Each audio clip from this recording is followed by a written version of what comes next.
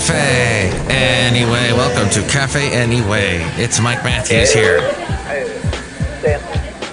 It's Mike's Daily Podcast. In podCastro Valley, the last place on earth in the land of Ameritopica, we're broadcasting from Café Anyway. It is Mike Matthews here. Mike's Daily Podcast. And I start off the podcast with a song. I don't know if it's wrong, but I was down in Oakland and I was walking around Jack London Square and found there was this convention in the biz of radio that I have Mike's Daily Podcast. been in for almost 40 years.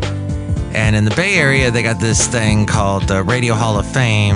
Mike's But it's Daily radio people Podcast. from the Bay Area. And Yeah! I grew up in Southern California, near Los Angeles, Ventura County. I really don't know that much about Bay Area broadcasters, but the way Bay Area broadcasters talk about other Bay Area broadcasters, it's like, ooh, I'm not worthy. They get all crazy and they'll throw names around like, oh, I know P Papa. And I'm like, I have no idea who that is. And they're, oh, he's the biggest name. He's 40 years. He was on he beat Rush Limbaugh on the air. And I don't know who you're talking about. Oh, he's here. He's here at the event. Okay. Well, I ended up going to it, but not actually going to it. I walked past it. I was there enjoying Jack London Square. It has turned around quite a bit in the past several months. Good job. Little did I know that just down the block was the No Kings rally. But I was walking around and I suddenly see this enormous, looks like a big RV with big windows on it. Looks something like circa 1978 it was built. And it's got this big old antenna on the top. And I peek inside, there's a radio station in there. But none of it is working. It's basically just for show. It's like a museum piece. And here's today's podcast picture. And it was part of, I don't have a picture of it. Sorry, in the podcast picture. The podcast picture is actually of a really cool pumpkin.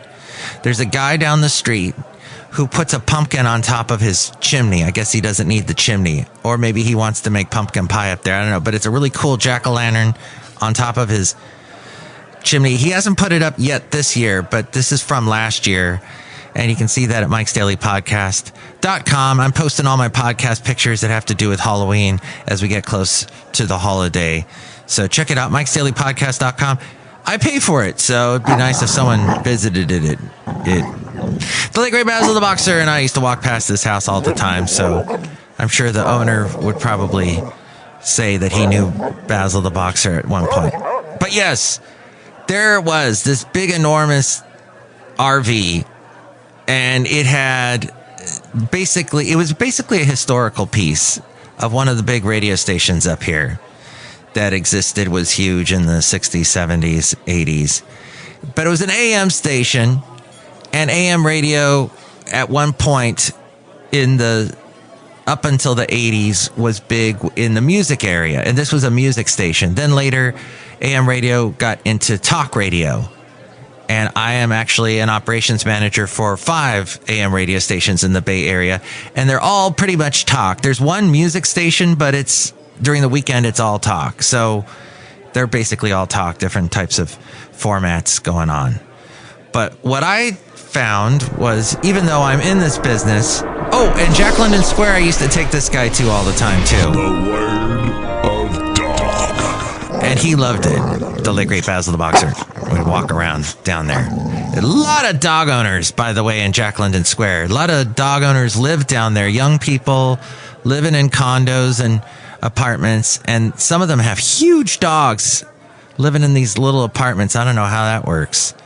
But they'll walk along the water line there in the bay, and where Jack London Square meets the bay, the marina and all that. They're walking along. There's a shoreline walk that you can walk around and enjoy the sights.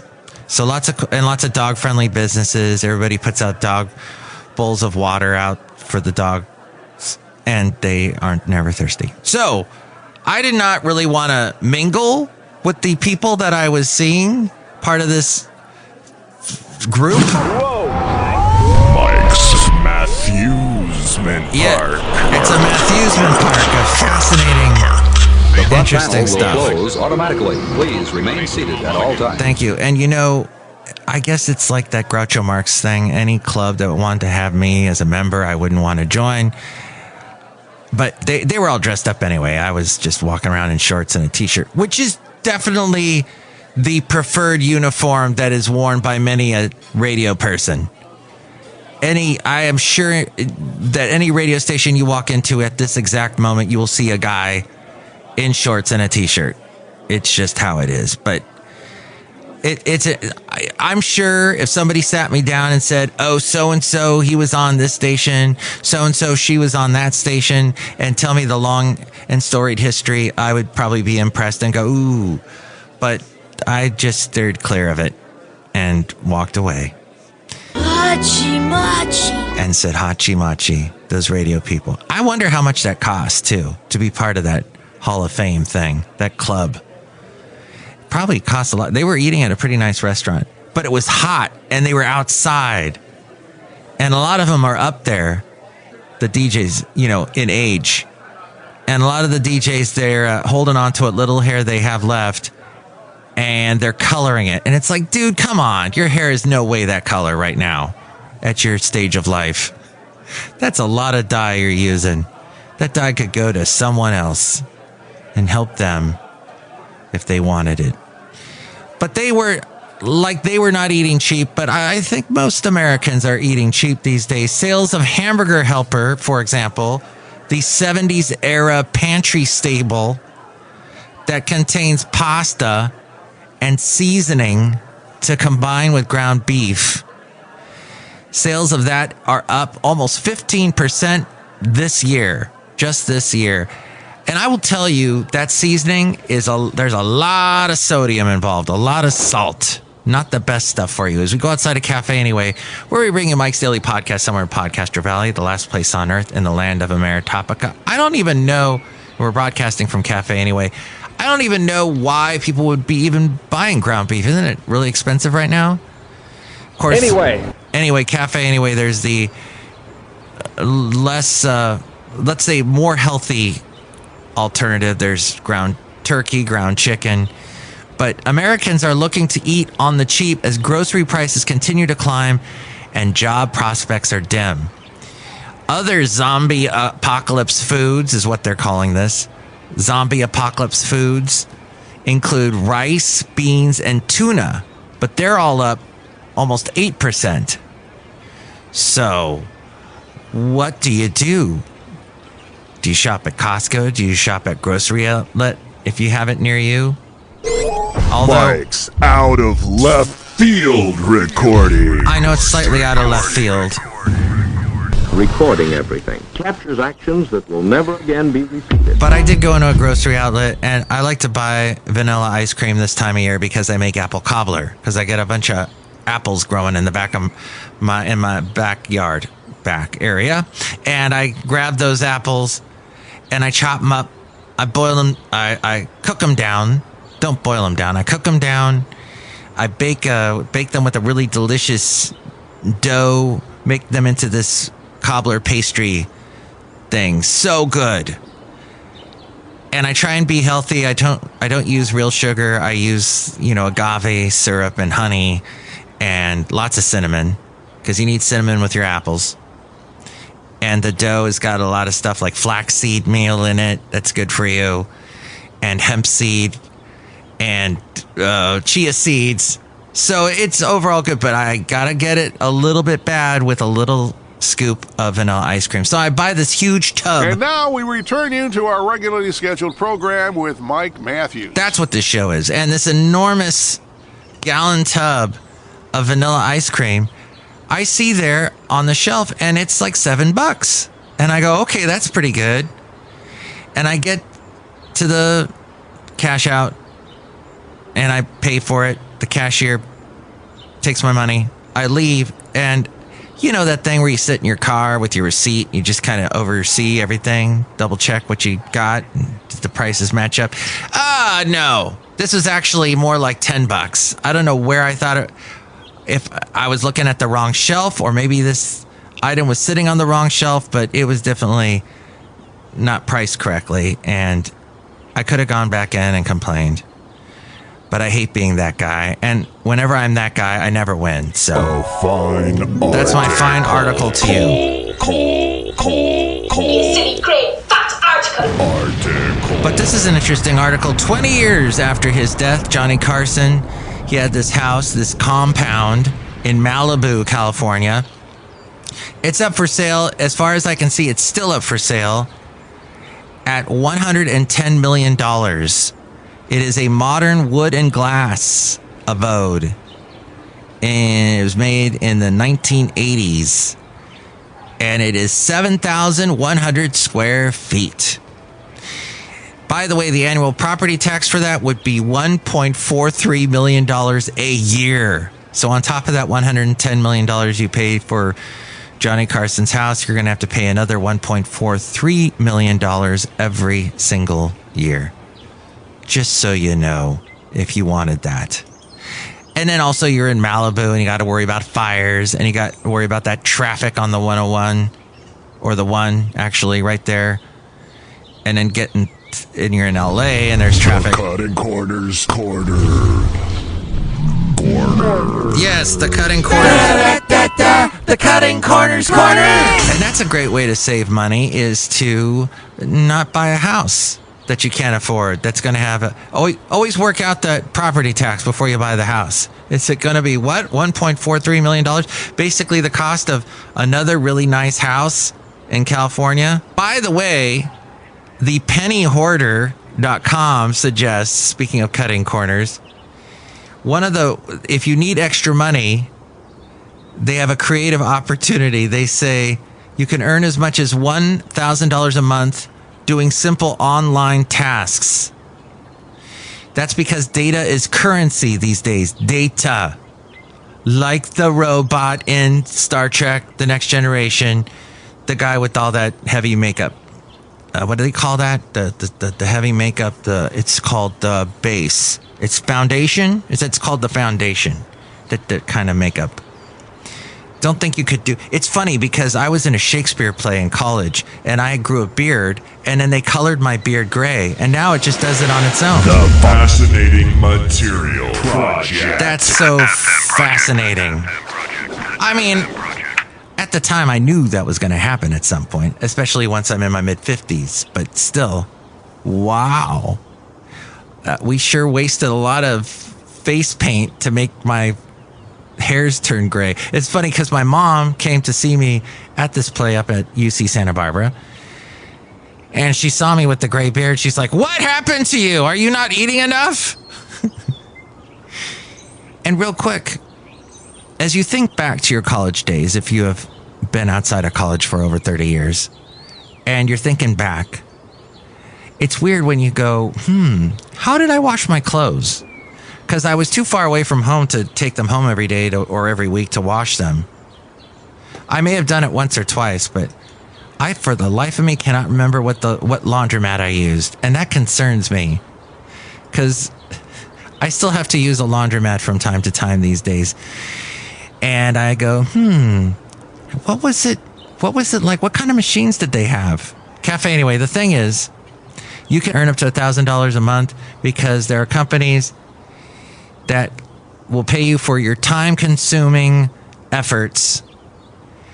There's this one company that compiled all sorts of quick cash tasks from a dozen advertisers and market research companies thirsty for more data, and they paid out over $13 million to users since the year 2019. Woo! And you can pick and choose your tasks and complete them at your convenience. The coins you earn from each completed task can be converted into things like Visa gift cards, Amazon gift cards, cryptocurrency, boo. And as of this recording, it's going down, cryptocurrency. But that's a whole other roller coaster that I don't want to be a part of.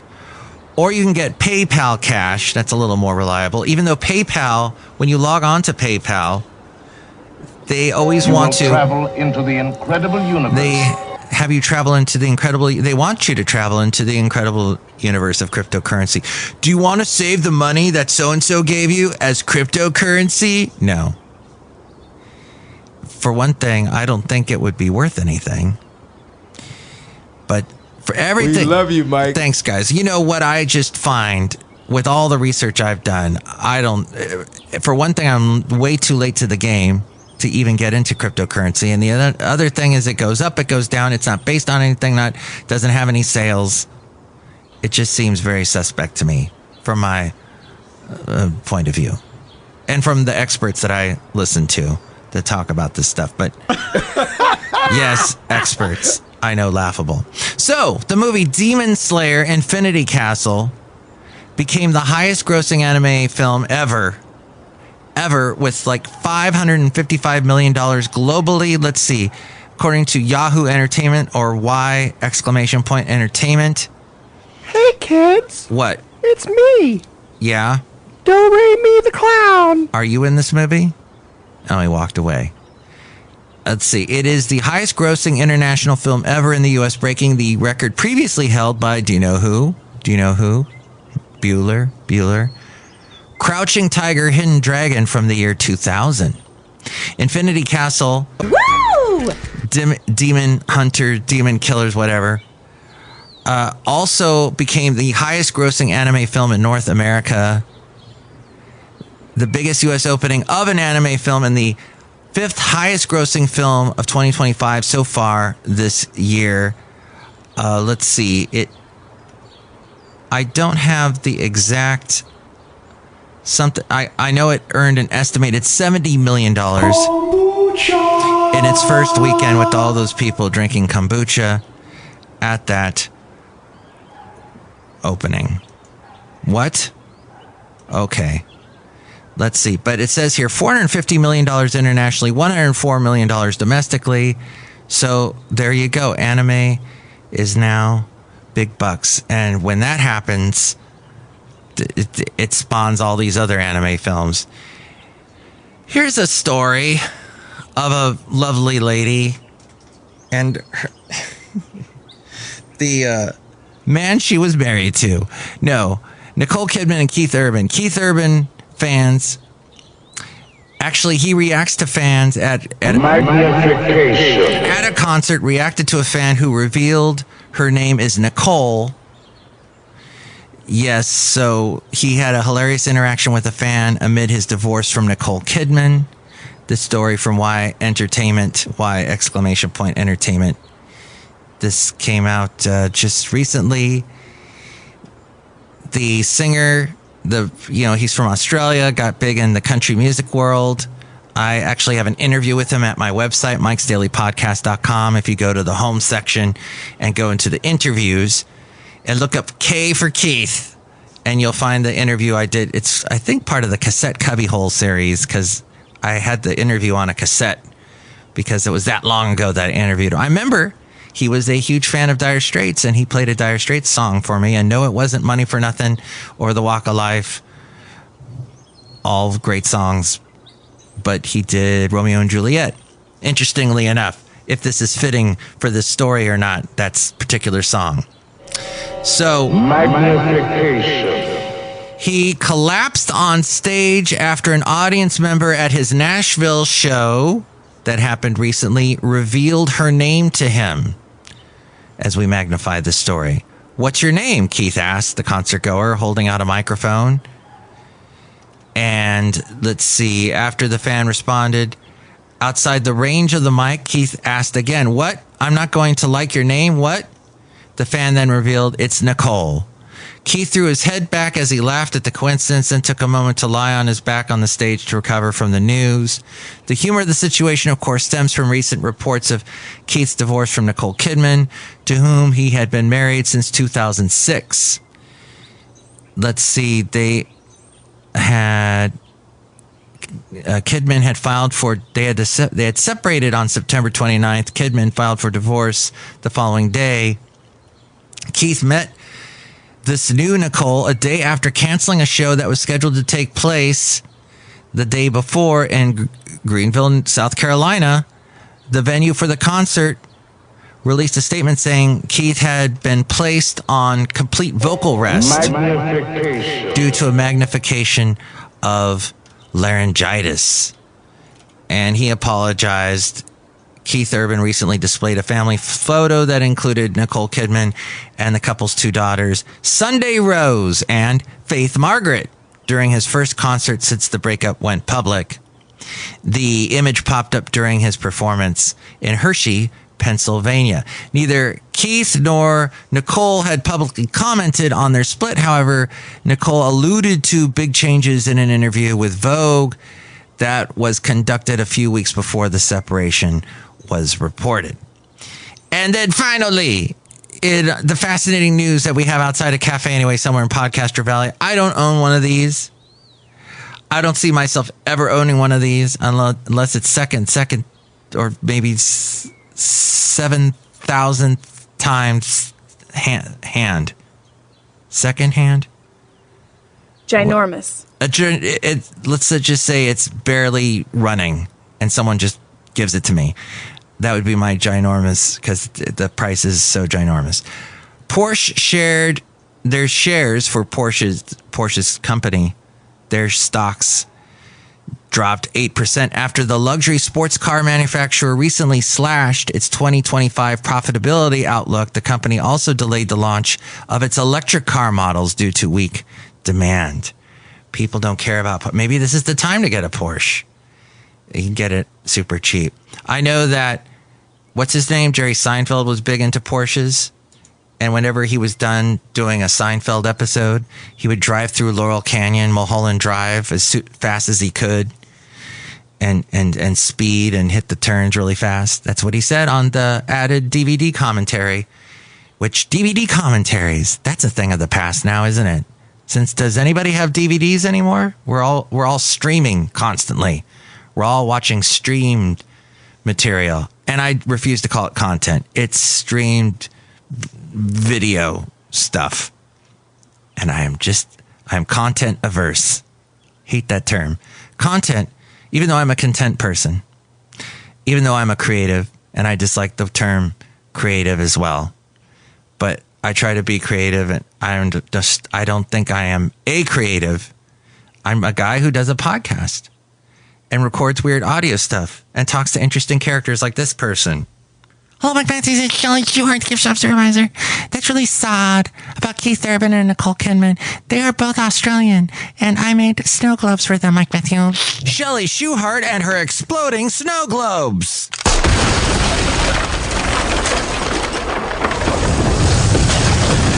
All those fantastic snow globes that you make and sell at the gift shop that explode.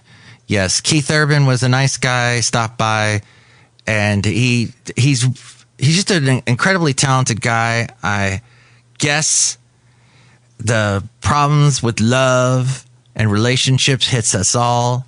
It is a part of most of our lives. I should know. My lovely lady friend is a marriage therapist, and she's seen her a lot of it. So, look who else is here. Oh, Mike, this is Floyd the Floorman. And this is John Deere, the engineer, Mike. We just came back from the No Kings rally. Didn't that happen? I think that was over with. Did you guys just walk back or what? We made an extended stay. Okay, well, a lot of people were at the No Kings rally, or as the Republicans call it, Hate America rallies. But I found it interesting as I actually drove through the rally, as I went to Jack London Square and saw that Radio Hall of Fame, happened to just stumble upon that Radio Hall of Fame thing. Leaving that area, I had to go through a No Kings protest event. And there was a lot of people dressed up in interesting costumes. One lady was dressed as the Statue of Liberty. I saw an inflatable, somebody like in one of those inflatable outfits, those costumes that have air in it to make them look bigger than they are, and they were Snoopy. The fact that they were correcting everything. You are fake news. Fake news.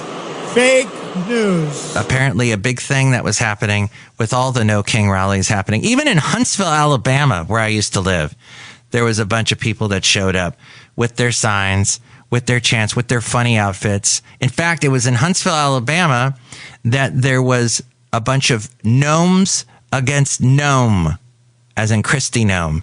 So there were a bunch of guys dressed as gnomes with the funny beards and the hats. Oh, the roving gnome! And they were all protesting Christy Gnome.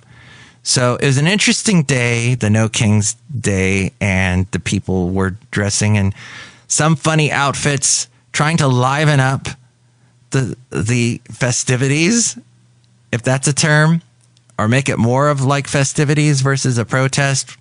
Anyway, Café Anyway, that's something I witnessed as I was driving through Oakland and hearing a lot of marching bands too as I drove past. But yeah, so I think we pretty much summed up everything going on in the world at this particular moment here at Café Anyway.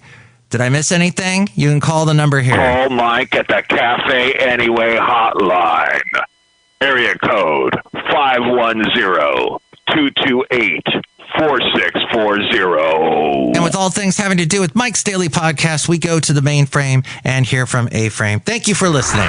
Mike's Daily Podcast is written and produced and performed by Mike Matthews. His podcast is super easy to find. Download or listen to his show and read his blog at mikesdailypodcast.com. Email Mike now at mikesdailypodcast@gmail.com. See you tomorrow. Bye!